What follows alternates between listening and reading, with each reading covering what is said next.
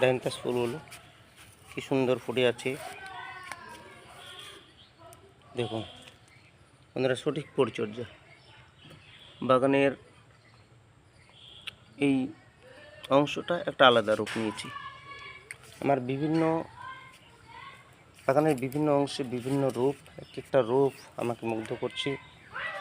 কোথাও ডায়ান্থাস, কোথাও ক্যালেন্ডুলা, কোথাও অ্যান্টিরিনাম, কোথাও গাঁদা, কোথাও ডেইজি, নানান রূপে। এই পরে আমি যে গাঁদাগুলো করেছিলাম, ইনকা গাঁদাগুলো, দেখুন যথেষ্ট ভালো হয়েছে। এখন শীত প্রায় যাবো করছে, তবুও কিন্তু বন্ধুরা ভালো ফুল হয়েছে, সাইজ যথেষ্ট ভালো হয়েছে। গাছের আকার সুন্দর হয়েছে। সঠিক টাইমে করলে আরও বেশি ভালো ফুল পাওয়া যেত। গাঁদা গাছের পরিচর্যা কীভাবে করব, ডায়ান্থাস গাছের পরিচর্যা কীভাবে করব, সে নিয়ে আমি অসংখ্য ভিডিও করেছি বন্ধুরা।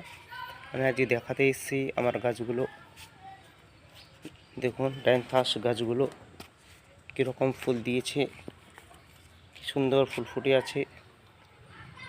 দেখুন এদিকে ফ্লক্সগুলো, এটা ফুলের যেন বিছানা, তাই কি নয় কি? দেখুন তো, ফুলের বিছানা, অপূর্ব সুন্দর লাগছে। এদিকে অ্যান্টিরিনামগুলো জল দেওয়া হয় না, তাই ফুলগুলো খুব তাড়াতাড়ি ঝরে পড়ছে, নষ্ট হয়ে যাচ্ছে। কত বড় এক একটি গাছ হয়েছে দেখুন বন্ধুরা।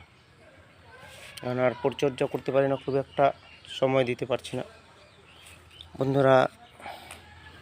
বাগান ভালোবেসে করলে, সঠিক পরিচর্যা করলে ফুল দেখে আপনার মন ভরে যাবে। আমি কিভাবে পরিচর্যা করি সে নিয়ে অসংখ্য ভিডিও আছে বন্ধুরা, আপনারা দেখুন এবং আমাকে ফলো করুন। আগামী বছর আশা করি আপনাদের বাগানেও এরকম ফুল ফুটবে। যা করি তাই আমি বলি, রেখে ঢেকে বলার মানুষ আমি নই।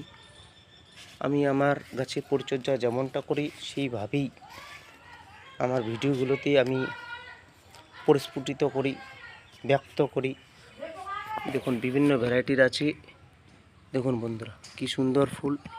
নানান ভ্যারাইটি নিজে বীজ জার্মিনেশন করেছিলাম এবং তা থেকেই ফুল ফুটেছে।